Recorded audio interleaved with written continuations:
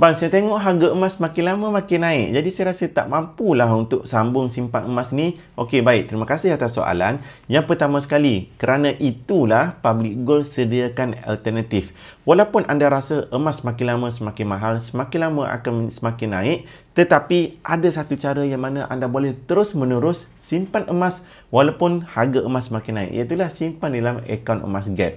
Dengan akaun emas Gap, anda boleh simpan emas serendah RM100 sahaja walaupun harga emas bernilai RM500 dan ke atas. Tetapi dengan 100, anda boleh mula kumpul dan kumpul emas sehinggalah ada berpuluh-puluh gram dalam tu. Apabila dah ada banyak emas, anda boleh keluarkan dan pegang emas fizikal. Simpanan dalam akaun emas Gap tak ada upah simpan, tak ada komitmen bulanan dan anda boleh buat pada bila-bila masa sahaja.